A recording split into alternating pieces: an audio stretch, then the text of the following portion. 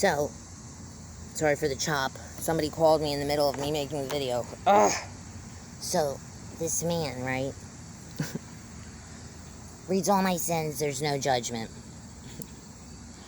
So of course, I think he's the greatest man in the world now.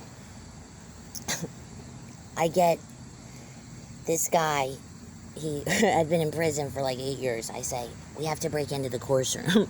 I had found this little heart box, and inside it I wrote, someone is thinking of you this Valentine's Day.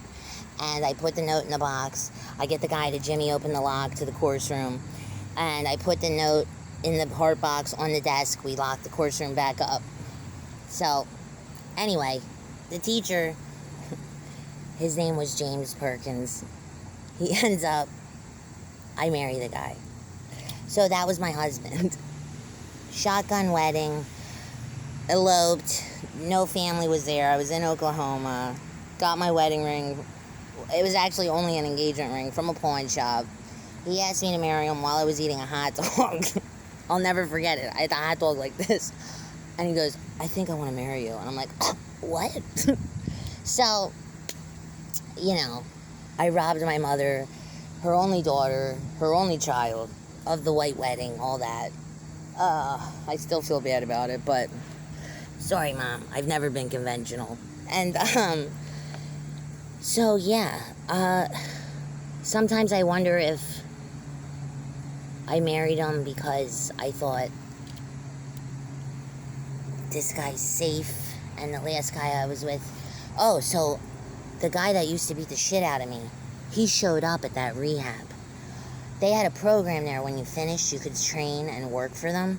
So I was doing that, and I was working there, and he showed up into detox, and I was terrified, shaking. What is he doing here? I was in Oklahoma. Okay, he found me from New Jersey to Oklahoma.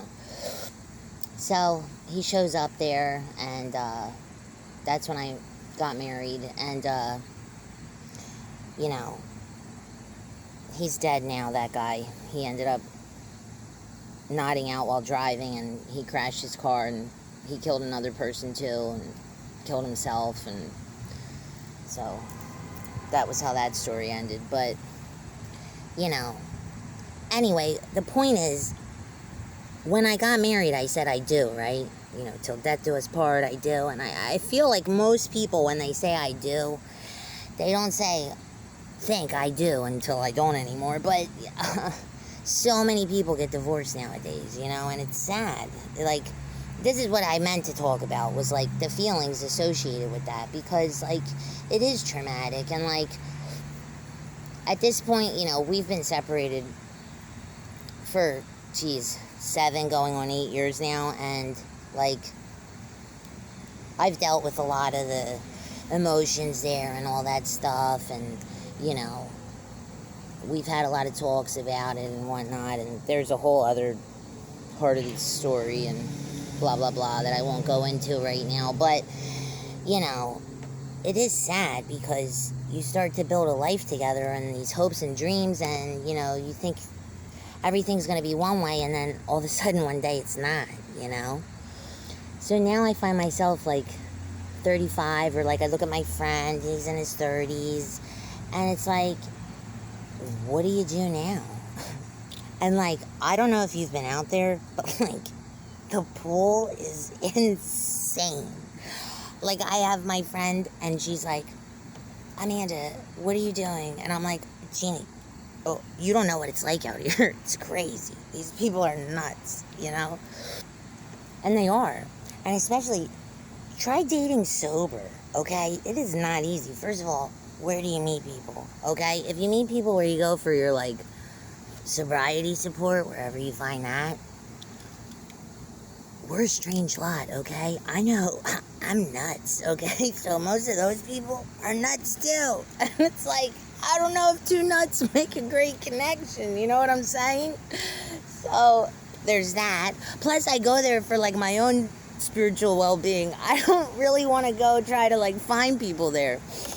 And, you know, then it's like, I don't even know if that's what I want right now. Like, I'm happy doing me, man. Like, I set my own laws. I don't want somebody else telling me what I have to do, where I have to be, this and that. You know what I'm saying? Like, first of all, I wasn't free because I had the bondage of addiction for so long. Now I'm free. I'm happy. Ooh, I'm doing my thing, baby. You know what I'm saying? Like, I don't know if I want to get wrapped up in all that. But, you know. So, anyway, I'm not really sure what the point here is. I'm just saying, it's sad. It is sad. And it's hard because a lot of times there's kids involved, and it's like, I wonder what they think. Do they think, why weren't we enough? Or like, why didn't you love us? I never know what to say. And I want them to know, like, it had nothing to do with them. And I know there's like a million books out there and lectures and like things you can say to them. And I just love on them, and it's not them. I just choose to be very honest with my children if they ask me questions. They don't really ask me questions about that. They do ask me questions about, like, mental health lately, which surprised me. They asked me if I ever suffer from depression or anxiety, like a couple weeks ago. And I was like, wow.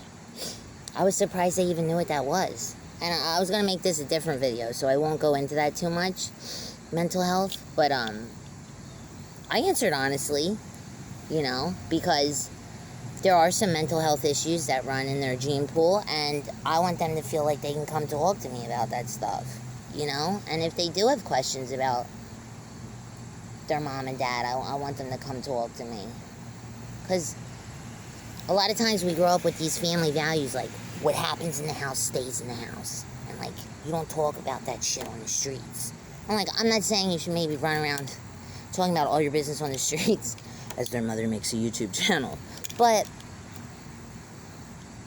I think it is healthy to talk about stuff, you know? Like, I held so many things in for so long, and, like, I just broke one day, man, and, like, look what happened to me. It's taken me years to get to a point where I'm comfortable with who I am. And I don't want them to suffer like that. Nobody wants their kids to suffer, I don't think. So, yes, it is sad when a marriage falls apart. But sometimes things have to crumble for new to grow. And I think sometimes it's good to, like, figure out who you are alone for a while, you know? Or whatever. I don't know. I know it was good for me.